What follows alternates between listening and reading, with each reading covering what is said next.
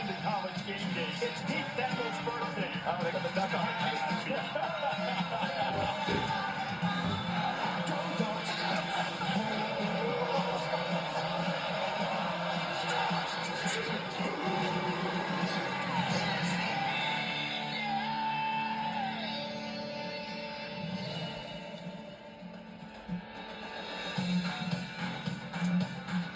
Aerial coverage provided by Goodyear, ready for the challenge of the road game. May bring Goodyear is more driven. Working our way toward the top of the hour, starting your college football Saturday. Dolly Parton noted star in Tennessee. I don't think that. Maybe. Hey, I haven't talked to Dolly, have you? I haven't. Okay. I will admit that's purely some conjecture on my part. I will take a good spray tan over this third-degree burn I got on my face down here yesterday. Oh, wait, Jess Sims isn't starting to make the program. Love that. Alaska to College Game Day. Holy A shit. lot of numbers on there, but I think the moral of the story is they've traveled to a lot of college football games. Yeah, appreciate that effort. Oh, Carson Beck sits at the kids' table. Oh, ouch. He'd be very tall at that table. Well, Georgia's made itself at home, as Pat's mentioned. 37 days since they've had a home game here between the hedges. When they've been here, they've scored effectively. On the road, not so much, as evidenced last week in Oxford. They'll try to get things going as we go over to the board with Pert and Nick. Yeah, I think it's one thing. Some seasons you see a quarterback, he gets probably too much credit, and then there's other seasons where maybe a quarterback gets too much criticism. I think with Carson Beck, the high season expectations early, maybe pressing at times, but it's a group effort, right, Coach? It's not just on Carson Beck when his offense isn't clicking the way it can. Well, I think quarterback is probably the toughest position in sports to play when the people around you don't play well. Yeah. And I think Georgia has a little bit of some of those issues. You're going to see the right guard right here get head heavy, gets up on his toes, doesn't have any balance and body control, so you get pressure up the middle, can't step up and throw it, really has no chance. Right. Quarterback has no chance there. And you're rushing forward, playing zone behind it. That's every defensive coordinator's dream. Now this left tackle's trying to compete for his team. I know the guy's injured. Yeah. Can't punch with his left hand. But again, we get beat on the edge. Pressure in the pocket. Don't have the time to read.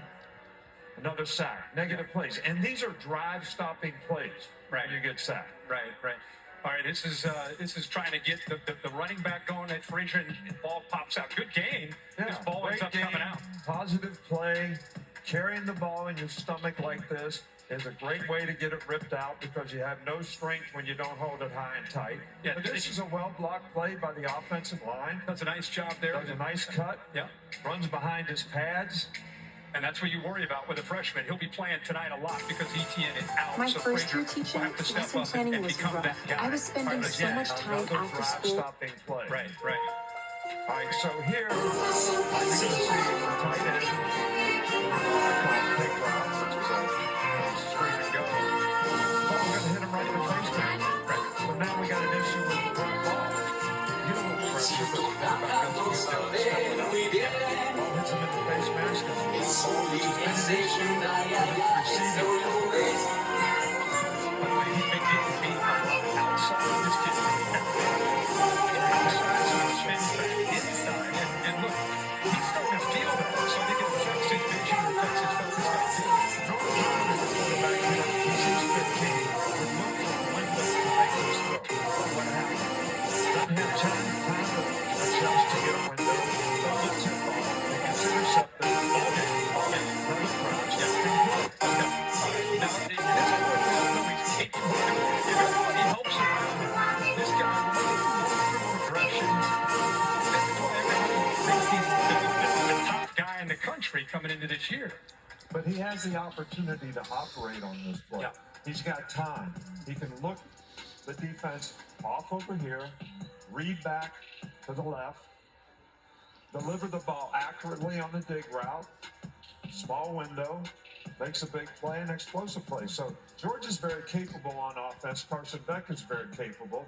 And I do agree with you. You know, when things go well, the quarterback gets too much credit. When things go poorly, he gets too much criticism.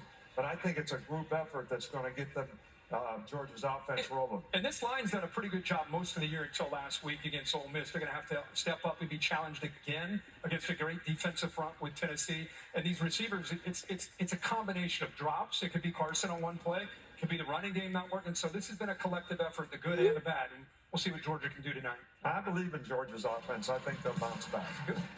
Their collective effort to a couple of the receivers they were counting on, not with the team anymore. Look at how Wrigley Field has been transformed. Ohio State and Northwestern playing at the hallowed home of the Cubs. Ryan Day even switched up his routine on Friday. Took the team by Wrigley, wanted them to see what it was like. They were going to do their halftime, and the bullpens wanted them to be accustomed to what was going to happen. Not the first time that they played football in Wrigley. This is the fourth game there since 1938. Back in 2010, though, there were some issues. They decided not enough room in the back of the end zone, so they played one-way football. You turn it over and go the other way. Yeah, so normally whenever you have football fields and baseball stadiums, it's crop. But Wrigley looks good today. Looks good. That looks really good. I think that's going to be an electrifying environment. Ohio State better not sleep on it. You know, you just saw They're not sleeping. right there winning the Land of Lincoln Trophy. By the way, not pictured in that highlight, the Cowboys sure went for 330 in that game in 2010. If maybe one of those Ohio State running backs will do that against Northwestern today, Michigan State and Illinois. Purdue. I'm sure Jimmy Franklin's saying Nebraska and USC. Dana Holgerson calling the plays. You look at the Duncan weekend menu there, and then Oregon and Wisconsin tonight.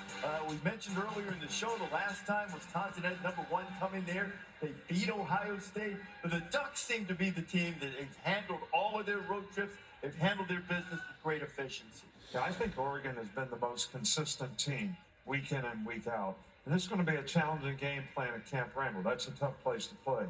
But Oregon still is the only team that's in the top 11 on offense and the top 11 on defense.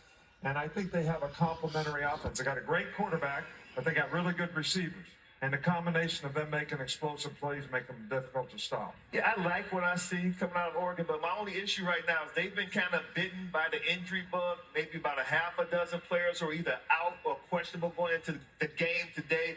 I think if there's a silver lining after this game, they will have a bye, some time to get healthy, recalibrate, and then I think they'll be good for the rest of the season.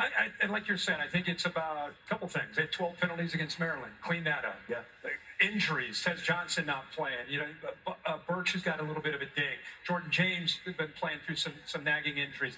If they're going to get into this postseason and be the team we all think they're capable of being, it's not about playing a team like Maryland or Wisconsin. It's about playing against yourself and continuing to get better. Right. And I think Dylan Gabriel's feet tonight could be a big difference in this game. Wisconsin's had some issues with quarterbacks that can move around. Yeah, and Dylan Gabriel can definitely do that. I think the mental makeup of the Oregon team is why we believe so much in them. I think that Lanning led, they had the thumbs down gladiator mentality last week or 2 weeks ago if they needed it. They'll continue to move. And then if you look at the Big Ten as a whole, Ohio State, obviously they got a big one coming up with Indiana that obviously ended with Michigan. And then you talk Penn State. After that loss to Ohio State, they come out, score on their first 4 drives against Washington. They're up 28-0.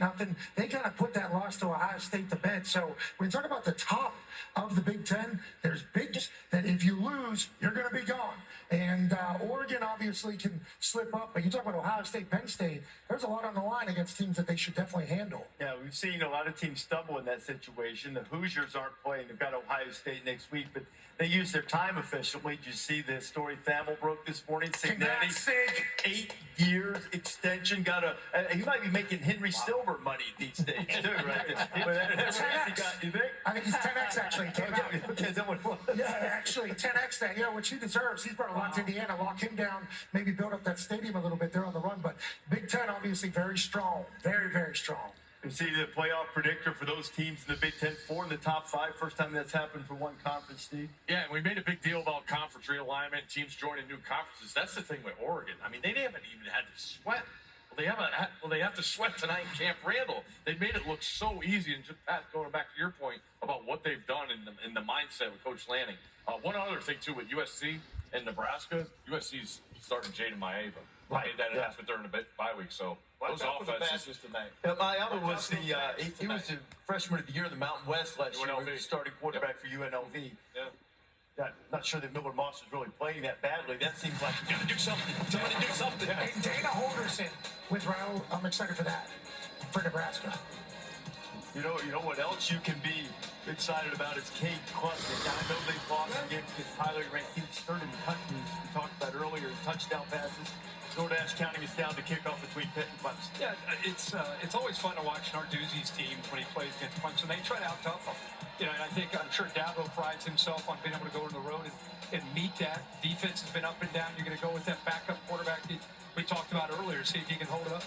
Yeah, and Eli Make some Holstein plays. obviously has been a massive part of the Pitt offense development. Back up in here, Nate Yurtle expected to make his 4th career start. Not bad. Big game against Clemson. Good luck, pal. Anytime you're starting a backup quarterback, you kind of lean a little heavy on your running game, and Desmond Reed is the guy to lean on. I mean, he's excellent out of the backfield, even as a receiver, man. Very dynamic, explosive, just electric when the ball is in his hands. You know, Jeez, look at this that place. comes up at noon Eastern time. It's beautiful down here. Such a beautiful day here in Redmond, it is. for real. Well, whether it's a beautiful day, all depends on what happens when they kick off. Kicks those hedges. Sun goes down tonight, 7:30 Eastern time. Pete, what do you got on the check down? Well, Reese, we'll start with our friend Henry Silver. He just told me he has yet to enter the NCAA transfer portal. We'll see what happens once his film goes viral after he took Pat's money. As for the game here tonight, we know Nico Iamaleava is back. He's symptom-free after leaving concussion protocol. He's set to start for Tennessee. Eli Holstein, we just saw Nate Yarnell. He's going to make his 4th career start for the Panthers. Kurt Signetti, 8 years. I've been told that deal is going to total $72 million. So Indiana is going to pay their coach $9 million a year. That recliner is going to feel pretty good for Coach Signetti in Bloomington tonight. And finally, we got a little recruiting nugget here. Julian Lewis, the number 2 player in the country from nearby Carrollton High School, is taking a visit to Georgia today. He's committed to USC. He recently visited Colorado. It will be one of the biggest stories heading into signing day, where Juju, as he's known, ends up. He threw for a cool 293 last night for Carrollton, Reese, 4 TDs in the state playoff game. Did you see that sign right there? Little birdie tells me that they're interested in Juju too. Really? If Sink gets on the hunt, Sink's going to land the dog.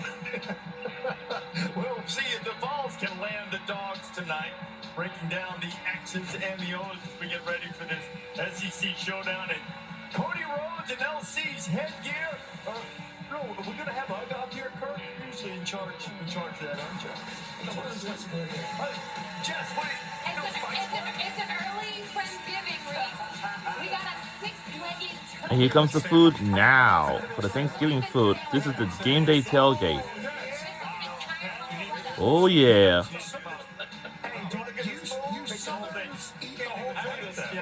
Sandwich, Pat. Give me that. I don't know if I can open my mouth. What is this? Look at that. This looks delicious. Just go down. You can't eat anything. What is this? You can't even. Oh, wow. There's stuffing in there? Oh, my God. What about the frosting? Wow, I told you the game day